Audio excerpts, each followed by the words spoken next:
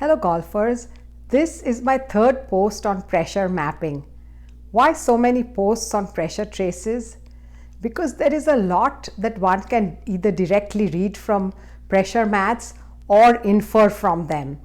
And this post will discuss both performance and injury issues that one can get a feeling for from pressure mats.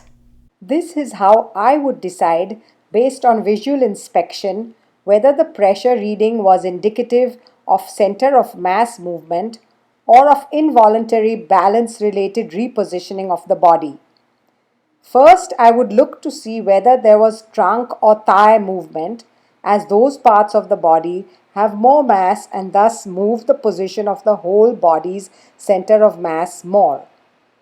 In this chart, you can see that the entire trunk accounts for about 42% of the golfer's whole body mass and the thigh about 14%.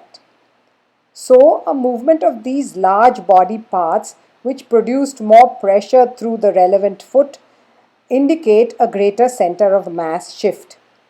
However, when one does not see too much movement of the big body parts, but there is a considerable shift in the reading on the mat, it could be a more subtle balance maintaining shift. It is well accepted by pressure trace experts such as Terry Hashimoto of BodiTrak that a linear trace is a good one to have. This linear trace can be interpreted as a towards target weight shift, which is essential as it adds some starting momentum that contributes to swing speed, and also when it takes place before torso rotation, weight shift allows for an inside club path for better direction. According to Terry, the linear trace towards the front foot during the downswing is ideal and indicates no restrictions. The pressure reading would move back or forth if there were restrictions, which is not good because restrictions, according to Terry, affect the movement of the club's path as a golfer must swing around the restrictions. But what are these restrictions specifically? Perhaps they involve an involuntary neurologically driven movement which moves to facilitate the body's dynamic balance. The action might move pressure inappropriately for golf, even though the motion is appropriate for balance. Let's look at the almost linear trace of long driver Troy Mullins. At halfway back, she has shifted weight all the way to the trail leg. How? Why? She has a wide club arc and shifts her entire body to the right. In fact, in a video where she explains just what she's trying to accomplish, she states that she tries to be as wide as possible without swaying. Next, her pressure is forward at the top of her backswing. Why?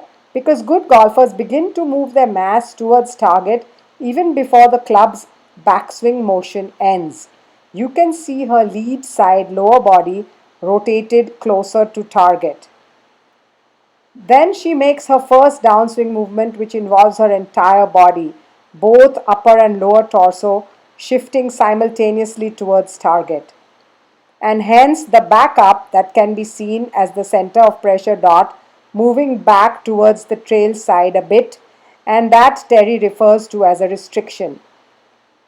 Actually, it is the body rebalancing itself because the upper body should not have moved towards target at the same time as the lower body. Finally, once she is in balance, her pressure continues to move towards target. The mass she moves comes perhaps more from her pelvis and thighs, which perhaps have greater mass than her upper torso. What can one see about injury from the pressure trace? Troy has shifted wonderfully onto the lead foot at and after impact, but then suddenly, further on, even before her shaft is horizontal on the follow through, she backs up with the pressure. At the same time, one can visually see that her lower body, for most of her downswing, is way ahead of her upper body. This causes a considerable upper trunk side bend, which is an indication of the reverse C posture of late follow through. If her upper trunk and pelvis were more stacked on top of one another, she would not have the reverse C position, known to cause back pain, and even lumbar spondylolysis or an eventual spondylolisthesis. Incidentally, look at the position of two-time world long drive champion Lee Brandon.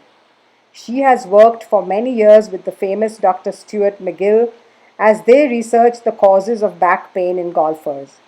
You can see that her rib cage or upper trunk is locked squarely onto her pelvis and her spine is not laterally bent or side bent. This is the correct impact position for long drivers as well as for regular golfers to have to prevent lumbar pain and injury. So, pressure traces can be a good tool for performance as well as injury issues.